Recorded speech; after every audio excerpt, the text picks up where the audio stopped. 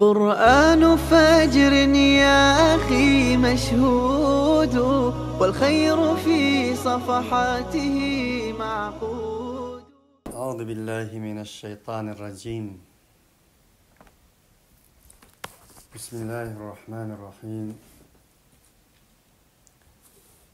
الحمد لله رب العالمين، والصلاة والسلام على أشرف الأنبياء والمرسلين وعلى آله وأصحابه أجمعين.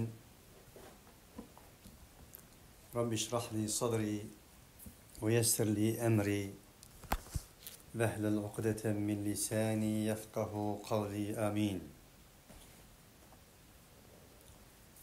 Aziz dostlar, bugün Kur'an-ı Kerim'nin sürüsünün 48. sürü boğan Fethi sürüsüge kadem koyuş aldıda turuptumuz.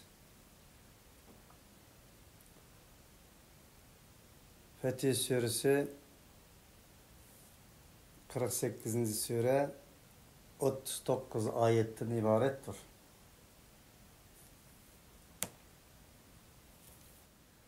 Bu sure hakikaten mi ismi cismine layık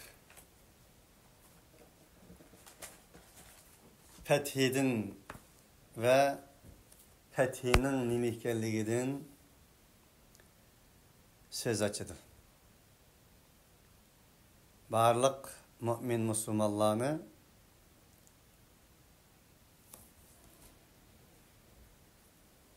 fethi degen zade nime?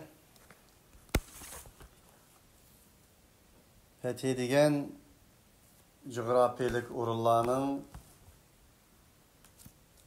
tağ ve cilgalarının ve şundakla bir şehir memleket yaki nahiye yezi kışlaklarının fethisini fethi deyimiz mu? Yaki zade nimni fethi deyimiz? Bu mavzuda Kur'an müminlerge nispeten bir fethi tesavvurunu öğretmekte. Hemimizge malum Ulu Peygamberimiz Muhammed aleyhissalatu vesselam Mekke'den Medine'ge hicret kılışkı mecbur oldu. Mekke devleti Muhammed aleyhissalatu vesselam'ını tüptün yokutuş girdavığı yetken idi. Məqsidi Muhammed ibn Abdullah'ını öldürüp o otturup koygan barlık Mekke müşriklerinin siyasetige karşı dini ve ilahi siyasetin kurtuluşuydu. Ve mekeru ve mekerallahu vallahu hayrul makirin. O Mekkelik müşriklerinin mı, Mekke devletinin mi bir planı var idi? Allah'ın mı planı var idi? Allah'ın planı kainat ve mevcudiyet üstüdün rahmeten lil alemin boğan peygamberge yardım beriş harpsız devran kılmaktaydı.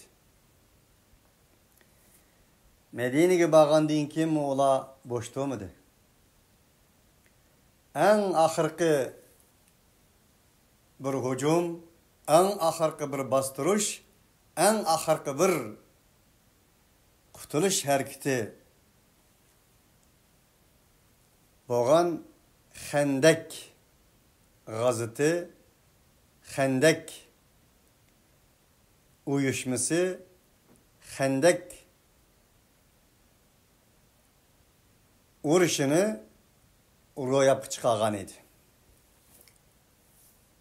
Bu jarayon hammamizga ma'lum. Allah subhanahu va taolo ularning planlarini ko'rgandan keyin o'z planini ishga oshirgan edi. Sura Ahzobda zikr qilingandek فَأَرْسَلْنَا عَلَيْهِمْ رِيحًا وَجُنُودًا لَمْ تَرَوْهَا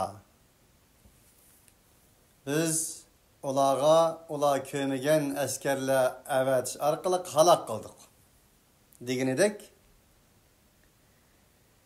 bir soğuk buran çapkıllarını çıkırış arkalık kum köçmellerini ulanın közlerine tıkıp hatta ki ulanın kazan komuşlarını mı uçurup ketgidek derecede ular birisinden pişge eslanması mı eslanmasa yıkılıp ketgidek uçurup ketgidek derecede şamallarını evetiş arkalık ulanı çekindiğerligini Allah haber kılgan idi, ameliyat şundak bolgan idi.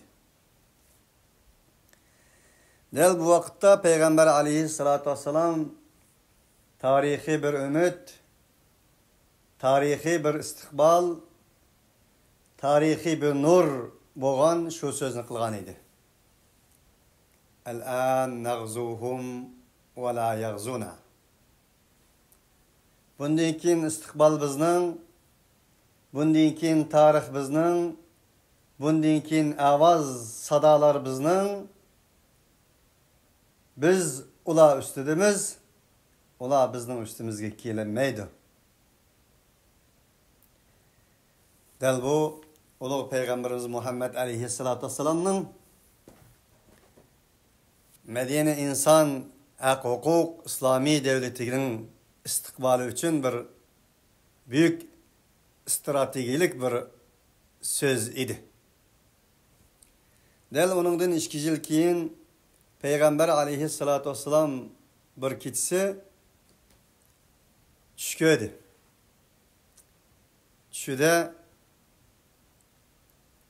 Beytullah'a bağlılığı, Beytullah'ı öz yalğızlam emas, sahabilleri ve nurgun insanlar olan ak kiyimlerini kiyiş arkalık Beytullah'ını tavap kılganlık düşünü köydü. Demisimu Peygamber aleyhissalatu vesselam'lam emas, öz kindikkini tükülgen ana tuprakları, ana vatani, suyumlik zeminidan ayrılığını 6 yıl bo'lgan sahabalar daim tushlarda o'zining vatani bo'lgan Mekkani ko'rishga boshlagan edi. Haqiqatan sig'ingan edi. Vatan tuproq tug'ilg'aya insonga nisbatan eningdan voz kecholmaydigan, eni unutilolmaydigan darajadagi bir savdo ve suyumlik bir narsa edi. Onun için Peygamber aleyhissalatu vesselam hem Mekke'den ayrılığını da ey suyumligim Mekkem, seningdan ayrılışqa qiyamma vatanango. Eğer düşmanlarım bo'lgan Mekke müşrikleri meni mecbur çıqamagan bo'lsa, suyumlik zeminimden hiç ayrılığım yok degan edi. Halbuki bu sözni deganida Resulullah'ın ko'zlaridan taramlab yosh aqmoqda edi. Onun için her tarixlarimizni o'qiganimizda ularning hijrati 150 kilometr bo'lgan bo'lsa, ular del mush tarixiy voqealikni 5-6 yildan keyin köygen bolsa, del 10 yılga barmay özünün vatini, ana tupraqı Mekkeni fethi kılgan idi. Del bu tarixlarni okuganımızda bizga o'xshash minglagan kilometr uzoqlikda vatandan uzoq, kimdik qini tökkan tuprog'idan uzoq, urug' tuqqanlardan uzoq, urug' tuqqanlarning ovozlaridan uzoq, maktublardan uzoq 5-10 yıl emas, aldığımızga 25 yıl, 30 yıl bo'lgan hicret bırakının Allah subhanahu wa ta'ala tarafından bizden makbul ve dünya ve ahiretimiz için mebruk buluş ümit çırakları kalbimizde cuş uğradı. Allah subhanahu wa ta'ala bunun bedelini, bunun mükafatını özünün cemali ve en güzellik menbelerden boğan cennetine ata kılgay. Del Ulu Peygamberimiz Muhammed aleyhissalatu vesselam bu düşünü köygünü de bu düşünün özü hem bu surede bayan kılındı. لَقَدْ صَدَقَ اللّٰهُ رَسُولَهُ الرُّؤْيَا بِالْحَقِّ لَتَدْخُلُنَّ الْمَسْجِدَ الْحَرَامَ إِنْ شَاءَ اللّٰهُ آمِنِينَ مُحَلِّقِينَ رُؤُوسَكُمْ وَمُقَصِّرِينَ لَا تَخَافُونَ diye ayet zikir kılındı. Del Peygamber aleyhissalatu vesselam bu düşünü köygenden keyin sahabalarga ve etraftaki bedeli Araplarga şundakla ittifaqdaştırı olan barlıq Medine halkıga bu yıl Mekke'ye bardığanlıqı. Halığalla Mekke'ye Muhammed aleyhissalatu vesselam bilen billa bası buldığanlıqı. Bu yerge fakat bir kılıçlardan başka hiç kandak bir narsa anmaymandıqanlıqı. Çünkü Araplarning adetide bizde öz vaqtida pişak esivaganga o'xshagan nega vası bir kılıç esish ularning adeti idi. Kılıç esmanganlarning o'zi adeti bo'lg'achqa urush sanalmaydi. Shundaqla o'zining ihramlarini elib olishini ve kerak bo'lsa qurbonlik mollarini ham elib olishini. Bu qitimqi bu safarning hech qanday bir urush yoki talash yoki jidal bo'lmasdan sig'ingan ana tuproqlarni ziyorat qilish ve Allah'ın uyini tavaf qilish şu arqılıq Medine'ye qaytib kelishdan iborat edi. Ve bu Arap cahilleri bolsun, Müslümanlar bolsun haram kılıngan 4 ayının içindeki bir ayga to'g'ri keladi. Miladi 627 yılı, Hicri 6. yılı. Bu ay Muharrem aylardan biriga to'g'ri keladi. Del Peygamber aleyhissalatu vesselam bu chaqiriq, bu kengayish maktubidan keyin 1400 kishilik bir karvon bilan yo'lga chiqdi.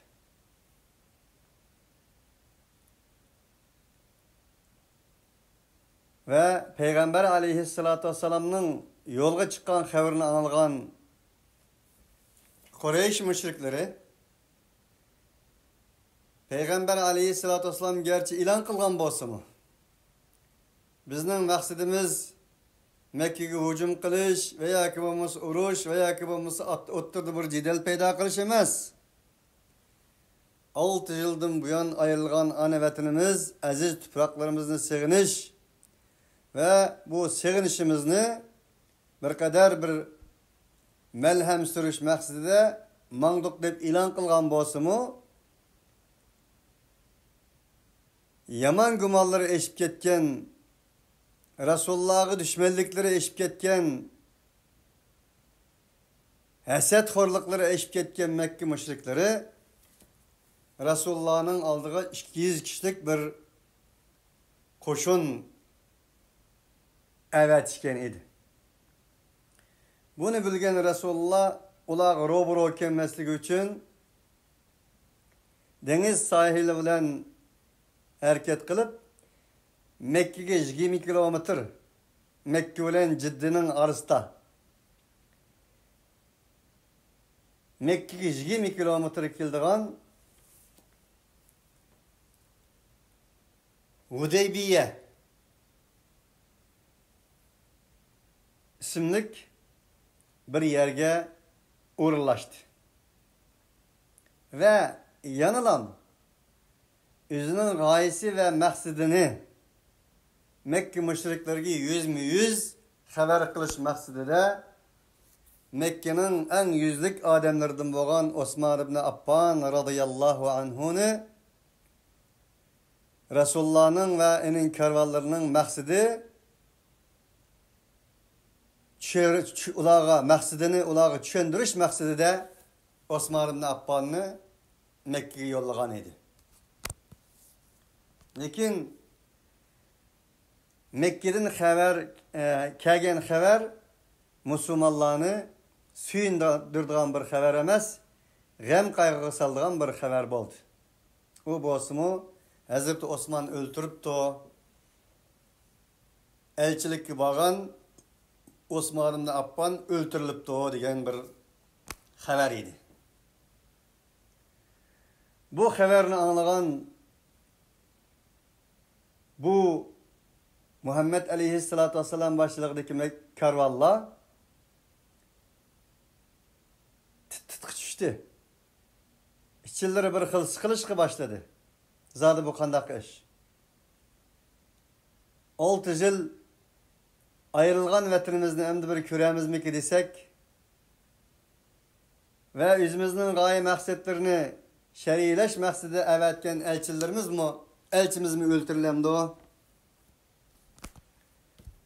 Bu qandaq ahval degan bir xil achchiqlik ve bir xil umitsizlik ichida teşvishga tushgan edi. Bu xabarni anglagan ulug' payg'ambarimiz Muhammad aleyhissalatu vesselam ularni yig'ib bir meclis karar chiqadi. Ve ulardan eğer mabada Mekke müşrikleri olan bir urush yüz kelish to'g'ri kelib qolsa, hech qanday bir insonning oqisiga qaytmasligi, o'limga qadar urushish uchun bay'at qilishning muhim ekanligi to'g'risida Payg'ambar alayhissalatu vesselam ulardan bay'at qilishga başladı. Bay'at ilishga başladı. Bu yerda bir daraxt Şeceratur Rizvan deb atildigan bir daraxt soyasi ostida bo'ldi ve o gündeki bay'atning ismini Bay'atur Ridvan, Allah narazi qiladigan bay'at deb ataldi. Allah bu surda ham o bay'atni tilga olib, innellezina yubayyi'unaka innama yubayyi'unallah yadullahi fawqa aydihim.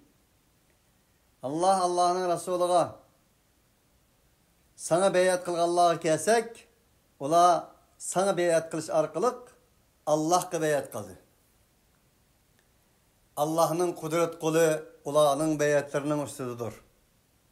Digen ayette bayan kılgan idi.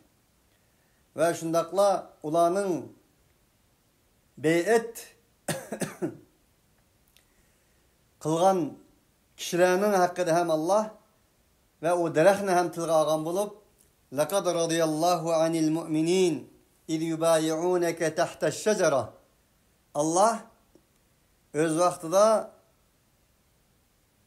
derehnin sayısıda, derehnin astıda sana beyat kılgan umum müminlerden razı boldu digen ayeti arkalık o günde Muhammed aleyhissalatu vesselam'a beyat kılgan 1400 kişilik en şu karvandan Allah'ın razı bolganlığını kıyamet kadar ilahi tamgısı olan tamgı baskan idi. Del mana bu şundak bir ciddi ameliyat harpısı da Mekke müşrikleri bilen Muhammed aleyhissalatu vesselam'ın oturusda bir toxtam ahdu peyman kelişim alet şekillenişke başladı. Mekke müşrikleri özge vakaleten Suhayl ibn Amr isimlik şularning içideki yüzlük insanlar enin gipini anlaydigan birisini Peygamber aleyhissalatu vesselam'ın yanına evetken idi. Peygamber aleyhissalatu vesselam'ın ola ve ulanın karvallarını Mekke kiriştin toskan ve red kılgan idi. Halbuki herem aylarda ulanın örpü adetidir mu? Erkandak bir kişinin Mekke'ni ziyaret kılışı, tavaf kılışı ve öz aralarında mı cengi cidel kılmaslığı örpü adeti idi. Şunun rağmen ulanın bu örpü adetleri, ulanın kanun nizamları Müslümanlığa kelgen çağda işlemedi. Ular örpü adetlerine xilaplık kılgan idi. Şundak bolganlığı üçün bular ma'lum bir toxtam tüzüş maqsadida Suhayl ibn Amr'ni Resulullah'ın yanına evetdi. Muhammed aleyhissalatu vesselam bilen Mekke müşriklerinin vekilleri bolgan Suhayl 4 maddelik bir kelişim tüzüşke defter kalem, kağız kalem aldı. Ve bu cereyanda Rahman krizisi çıktı. Hazreti Ali del Resulullah'ın katiplikini kılıvatkan bu peytte Bismillahirrahmanirrahim dep mektubun beşiği şunu yazdı. Rahman, Rahim boğan Allah Subhanahu ve Taala'nın ismi ile başlayman. Dep boğucu Suhayl dedi ki, bunu özgert. Mali hadar Rahman. Rahman degenin nimesi bu? Bismike Allahümme dep yaz. Dedi. Hazreti Ali onun karşı çıkmakçı boğunu da Peygamber aleyhissalatü vesselam özgertisiga işaret kıldı. Özgert. İkinci kıtım min Muhammedir Resulillah Allah'ın elçisi Muhammed'in Mekkeliknin vekili boğan Süheyl'ge ve bu oturistik toxtam dep başlayıverdi. Süheyl yanıla oturdu kirzis çıkırışka devam kılmaktaydı. Dedi ki senin Muhammed ibn Abdullah emez Muhammedur Resulullah Allah'ın elçisi Allah'ın peygamber ikenligini itiraf kılan bolsaydık biz bugünkünde bu toxtamlarını yezişmegen bolatdık. Şunun için bunu özgertti. Hazreti Ali buna kelgen çağda Bismillahirrahmanirrahimni Bismikallahumni o'zgartgan bo'lsa, ma'nosi asosiy jihatdan o'xshash bo'lganligi uchun yaqin ma'noga ega bo'lg'achqa uni o'zgartgan bo'lsa-mu, Allohning elchisi deganni o'zgartishga Hazrat Ali qat'iy unumidi. Buni Payg'ambar alayhissalatu vassalam Hazrat Aliga tekrar deyish orqali o'zgartdi. Demak, dal bu to'xtam mana shunday davom qilgan edi. Bu to'xtamning ichida 4 moddalik bir to'xtam bo'lgan edi. Birinchi modda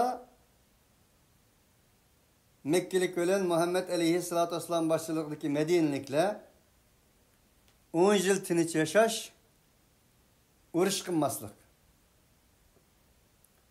İkincisi, bir adam ularning qo'llaridan musulmon bo'lib Madinaga Muhammad alayhissalomga kelsa, musulmonlar ularning panoligini qabul qilmasdan Makka mushriklari qaytarib berishdi. Bu eng tengsiz bir to'xtam. Musulmonlarning yuragini ezdigan qattiq sinoqliq bir sinoqqa duch keladigan bir to'xtam edi. Va agar bu to'xtam to'g'risida Hazrat Umar va shunga o'xshash nurg'un sahobalar Payg'ambar alayhissalatu vassalamning atrofida aylanib hech qanday bir qanoat hosil qilmasdan yurmoqda edi. Musulmonlar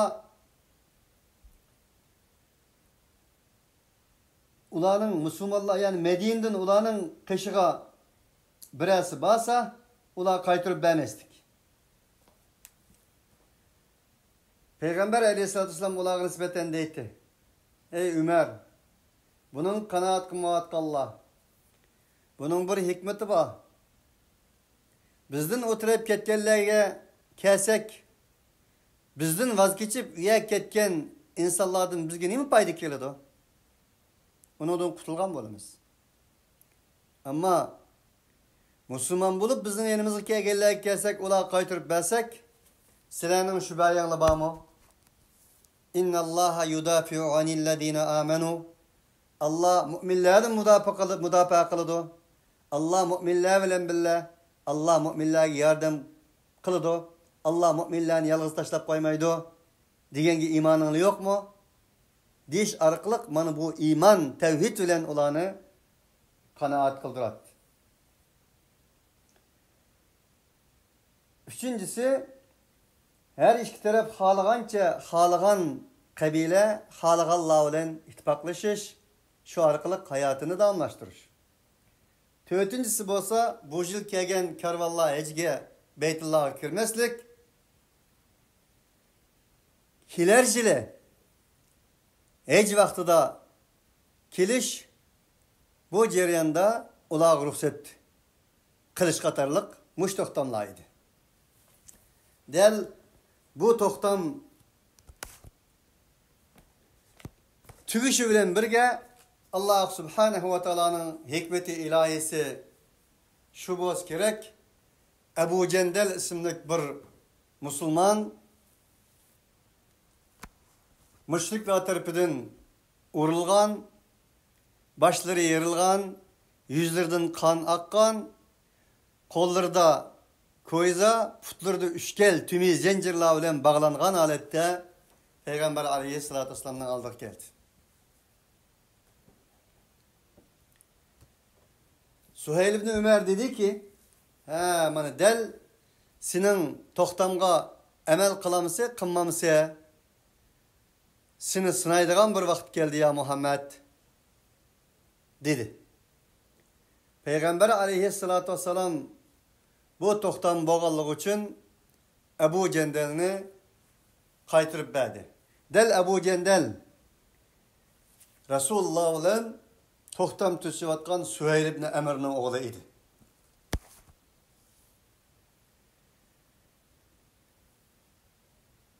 Bu ahvol haqiqatan musulmonlarga eg'ir kelgan edi. Tarixiy rivoyatlarni bizga rivoyat qilgan raviy deydiki, bu ko'rinishni ko'rgandan keyin ana shu karvonlarning har bir chedirsi bo'lgan chedirning ichidan bir xil jinoza, bir o'lim jinozasi chiqqandek mana bu shunday perişan holatda edi deydi. Ameliyat qandaq perişan bo'lmasin? Bir musulmon kelgay, tayoq yegay, yüzleri kanravan içide zincirler bilen bağlangay, musulmon qarindoshim deb kelgay, enadan keyin qaytarilib bagay. Ama hikmeti ilahi, ma'lumati ilahi insan ma'lumatıdın üstüde. Hikmeti ilahi, hikmeti insaninin üstüde ceryan kılmakta idi. Qaytırıp bir iş ceryanıda Ebu Cendel onun egi olavatkan insanlarını bir amal kılıp piçaklap, uladını kutulup deniz sahiliga ketken idi. Del bula bir boldu, iki boldu, ulanın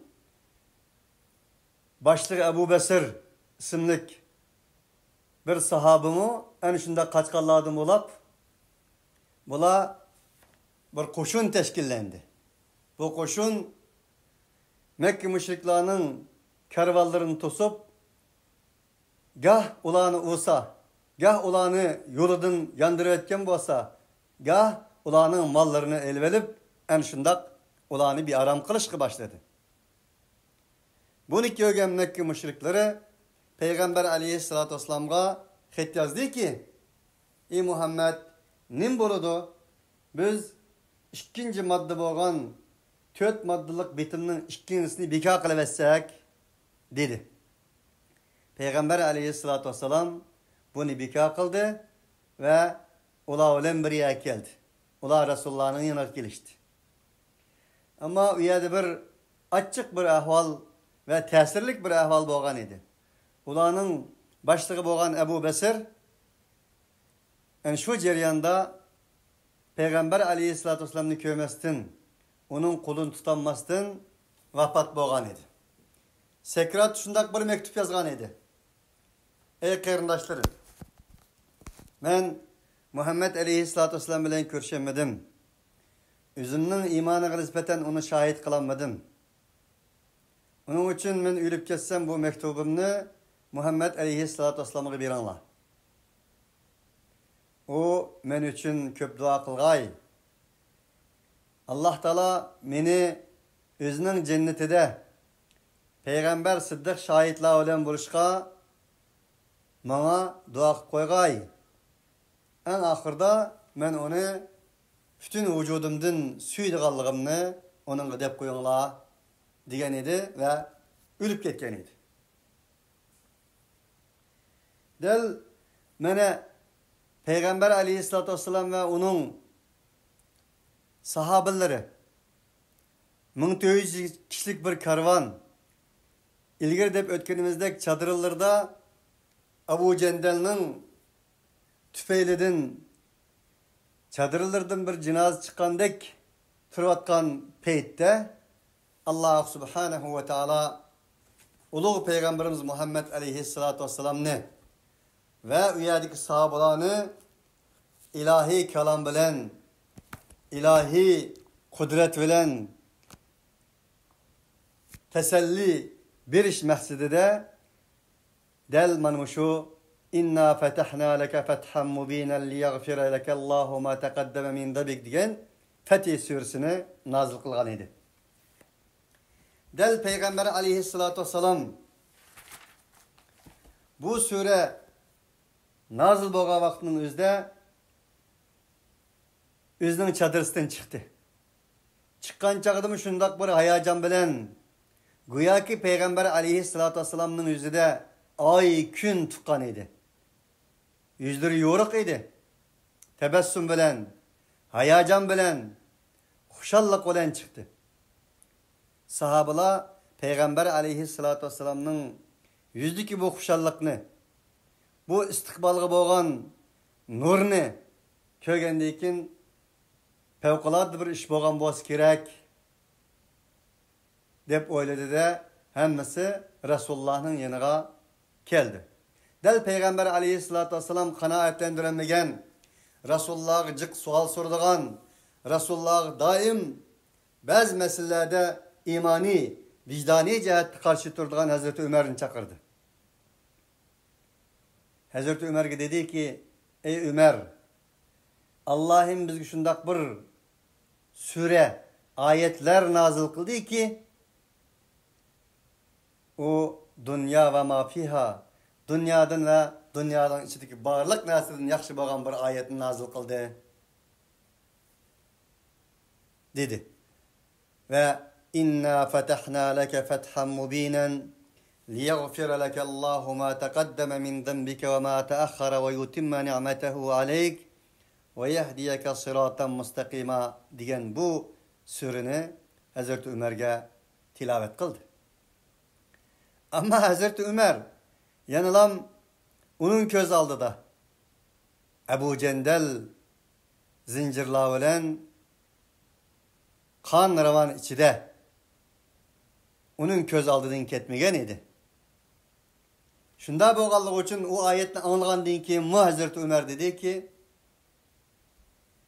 eve fethun ya Resulallah, ya Resulallah, fethi degen bu mu?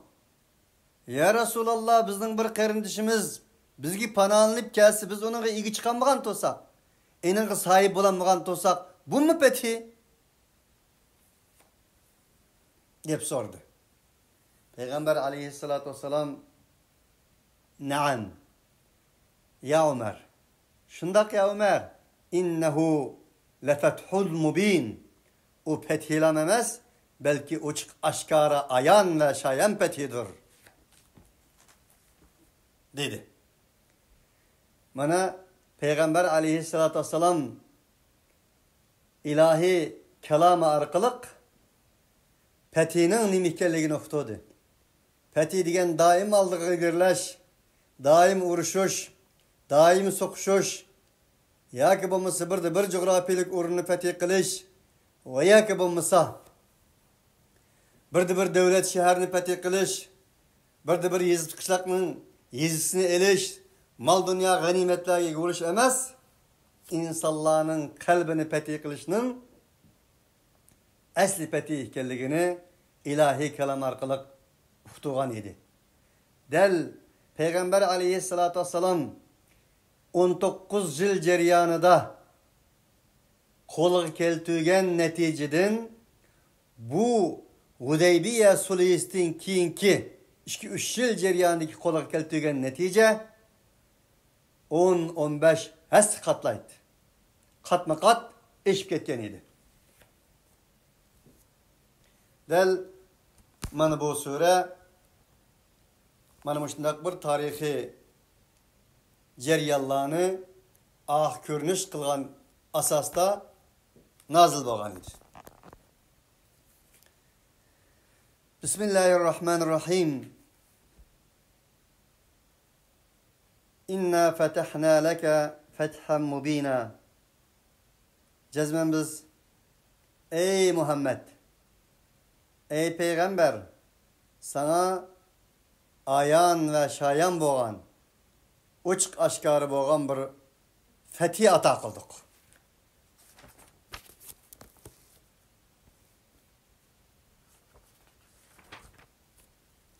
لِيَغْفِرَ لَكَ اللّٰهُ مَا تَقَدَّمَ مِنْ ذَنْبِكَ وَمَا تَأَخَّرَ وَيُتِمَّ نِعْمَتَهُ عَلَيْكَ وَيَهْدِيَكَ صِرَاطًا مُسْتَقِيمًا وَيَنْصُرَكَ اللّٰهُ نَصْرًا عَزِيزًا.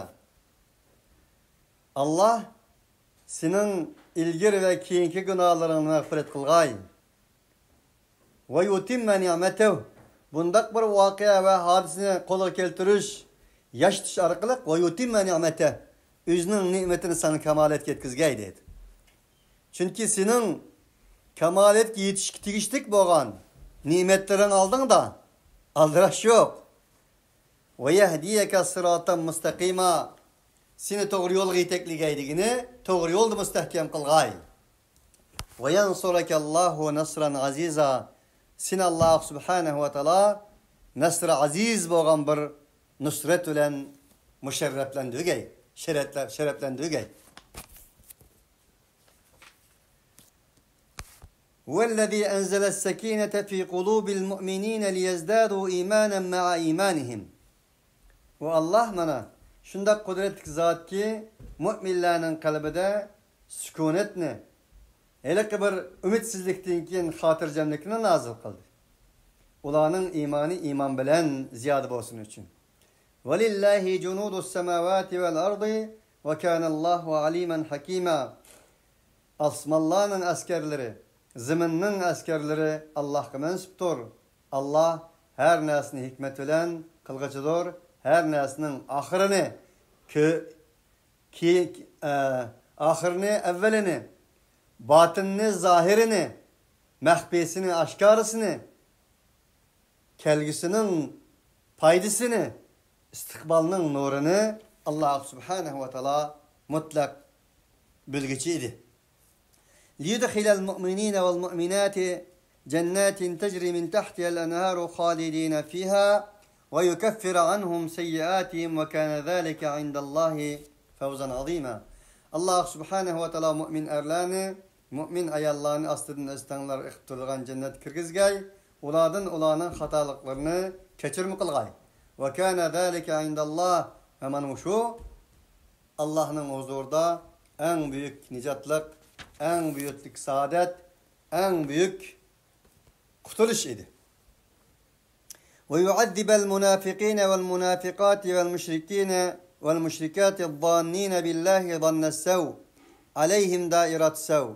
Allah münafık erle ayallarını, müşrik ayallarını azaplıgay ki ola Allah'a en yaman güman kılgan insanlardır. Yaman güman kılış çoğun günahtır. Ama bir insan o yaman gümanını yaratıcısı kılsa, Allah kılsa en büyük günahtır. Aleyhim dairatü sev, ulağı yamanlık bolsun dedi. Ve gadiballahu aleyhim ve la'anehum ve e'addelehum cehenneme ve sa'at masira. Allah subhanahu ve teala ulağı gazap kıldı.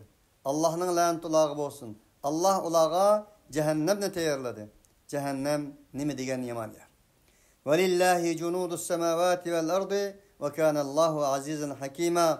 Asmallarının askerleri, ziminin askerleri Allah'a mensuptur. Allah azizdir. Her nesini hikmet bilen şıkılgıçıdır. İnna erselnâke şahiden ve mübeşşiren ve nadîrâ litu'minu billahi ve rasulih ve tuvakkiruhu ve tusabbihuhu bukreten ve asîlâ.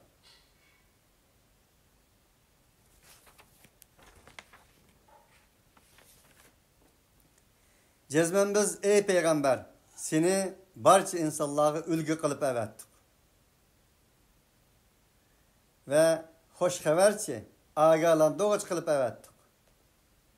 Ey insanlık siz Allah işengeysle, Allah'ın Resulü işengeysle ve tuazziru onu hürmetli geysle ve tuvakkiru onu daim kollugaysle ve tusabbihuhu bukreten ve asila sile etigen akşamda Allah subhanahu ve teala'ga tesbih etkaysli ki Allah Teala'nın silahını yaratış gayesi ve maksadı boyunca hareket kılgayslı. İnnellezîne yubayi'ûneke innemâ yubayi'ûnallâh yadullâhi fevka eydîhim femen nekete fe innemâ yenkuthu alâ nefsih ve men evfâ bimâ âhede aleyhullâhe feseyu'tîhi ecren azîmâ. Hakikaten sana beyat kıl Allah'a kelsek ola fakat ve fakat sana emas Allah'a beyat kılgan boludu. Allah'ın kolu ulanın kollarının üstüdür. İlgiri bas kılgan, mukaddimisi bas kılgan beyatninki bayanı. Femen nekete fe innemâ yenkuthu alâ nefsih. Kim ki beyatini buzgan bolsa öz nefsinin zerrigi buzgan boludu. Ve men evfa bima ahade aleyhullah.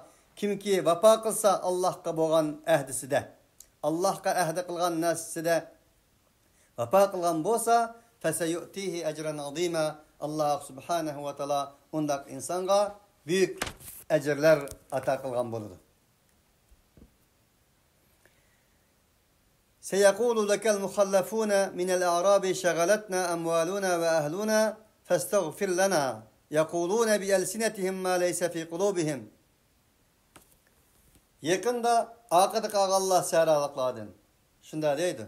Bizning mallarımız, ayal balçaklarımız yalğız qıp qalğan edi. Onun için bular meşgul qıp qoptu. Onun için ey peygamber bizge mağfiret qılan bolslarının buludu deydi. Yaquluna bi alsinatihim ma laysa fi qulubihim. Ularning qalblarida yo'q narsani ular deydi. Ular ko'ringandek bo'lmaydi, bo'lgandek mi ko'rinmaydi? Qalblarida yo'q narsani sana deydi Muhammed Aleyhisselam. Kul degin ki: "Femen yemliku lekum minallahi şey'en in arada bikum darran ev arada bikum naf'a, bel kana Allahu bima ta'maluna habira." Degin ki Muhammed Aleyhissalatu vesselam: Allah'tan kim egolur sizlarga bir narsaga, agar sizlarga nisbatan bir zararni iroda qilgan bo'lsa, yoki bir manfaatni iroda qilgan bo'lsa, bu oyat tavhidning cho'qisi bo'lgan bir oyatdir. Ular Peygamber Aleyhissalatu vesselamga bizga mag'firat qilgan bo'lsang, Allohdan mag'firat tilab qilgan bo'lsang, duo qilgan bo'lsang degan oyatdan keyin bunday bir oyatning kelishi cho'nqur ma'nidardir. Peygamber Aleyhissalatu vesselamga deydi ki, sizlarga Alloh bir narsa zarar yoki bo'lmasa manfaat yetkazishni iroda qilgan bo'lsa, kimi bo'la oladi degani. Men rahmatan lil alamin bo'lgan bir payg'ambar bo'lgan bo'lsam-mu, sizlarning qalbingizda kesal va nifaqdan iborat bu nijoset narsa qalbingizda bor ekan, men rahmatan lil alamindan iborat bir payg'ambar bo'lsam-mu, sizlar mendan duo talab qilsanglarmi, men duo qilsam uning foydasi olmaydi degandan iborat bir haqiqatni Alloh subhanahu va taolo o'z payg'ambari orqali barliq insoniyatga uqtirdi. Aynı zamanda Abdullah ibn Ubay sekratlik çağda Peygamber Aleyhisselatü Vesselam'dan namazını okuşunu, dua kılışını, şundakla kepiniga özünün tunni berishni o'tingan edi. Rasululloh shunda qilgan edi o'g'lining yüzünü qilib. Amma Peygamberning tunulan kepellik qilgan taqdirdimi Allah Peygamber Aleyhisselatü Vesselam'ni agalandırgan edi. Onun namazını tuğma, namazıga bağma, kabristonligiga bağma deb. Mana bu oyatda mu Allah subhanahu va taolo tavhidning eng cho'qisi bo'lgan foyda manfaatni Allohdan kutish, Allohdan talab qilish va endi men palonning duosini oldim, pistonning duosini oldim, tijoratda ziyon tortmayman, pistonning duosini olib mangdim, dengizda cho'kib ketmayman, pistonning duosini oldim, pul yurish orqali qatnash vaqasi olmaydi degan o'xshagan ham xiyollarning Allohning taqdiridan insonni qutuldirolmaydiganligini, foyda manfaatga ega bo'lgan Malikul Mulkning Alloh ekanligini dal bu oyat bizga uqtirdi. Bel zanantum an lan yanqalibar rasulu vel mu'minuna ila ahlihim abadan ve zuyyina zalika fi qulubikum ve zanantum zanna sawi ve kuntum qavmen bura. Belki sizlar shundoq gumon qildinglar. Peygamber ve müminler öz ehlilerine hamisha abadan qaytib kelmaydi. Dal Medine'deki munofiqlarning qalbidagi kasallarning ba'zilari shundoq degan edi. Bular hamda qat'iy qaytib kelmaydi o. Medine'dan ayrıldı. Medine bizga kenara qoladi hamda bular müminler Rasul ve müminler qaytib kelmaydi. Aşağı tuşidi bular deb mana bu shundoq gumonlarni ham qilib qo'ygan deydi. وَزُيِّنَ ذَلِكَ فِي قُلُوبِكُمْ مَنْ aşı silahının qalbinizda zinet qılıngan edi. وَظَنَنْتُمْ ظَنَّ السَّوْءِ silah yaman bedbaxt gumonlarni qilgan edinglar. وَكُنْتُمْ قَوْمًا بُورًا silah nima degan yaman qalbida kesal va munofiq bir qavm bo'lgan edinglar. وَمَنْ لَمْ يُؤْمِنْ بِاللَّهِ وَرَسُولِهِ فَإِنَّا أَعْتَدْنَا لِلْكَافِرِينَ سَعِيرًا Kimki Allah'a, Allah'ın Resulü'ne çin qalbidan ishonmasa, iman etmese biz bundaq kafirlarga en dehşetlik kızdılgan köydüğüçü azapını tayarladık. Velillahi mulkus semavati vel ard yaghfiru limen yasha ve yu'addibu men yasha ve kana Allahu gafurur rahima. Allah için asmanlarınız mülkü Allah içindir. Zeminlerinin mülkü Allah subhanahu ve taala içindir. Allah halaganını azaplaydı, halaganını mağfiret kılıdı. Ve kana Allahu gafurur rahima. Allah halaganını azaplaydı, halaganını mağfiret kılıdı degendikin gafur, rahim boğan işki süpet öden. Sizin tamamlışı bu mehem Allah'ın gafur, rahim süpetinin besbkiddiğallığını biz göktürdü. Allah subhanahu ve taala mutlak mağfiret kılıcıdır. Allah subhanahu ve taala mutlak mihriban zattır. Allah subhanahu ve taala bizni gafur, rahim süpeti bilen günahlarımızı mağfiret kılgay. Allah taala rahim süpeti bilen bizni rahim şefkat kanat astığı ağay. Subhaneke Allahumma bihamdik. Eşhedü en la ilahe illa ent. Nestağfiruke ve netubu ileyk. Ve ahiru davana enilhamdülillahi Rabbil alemin.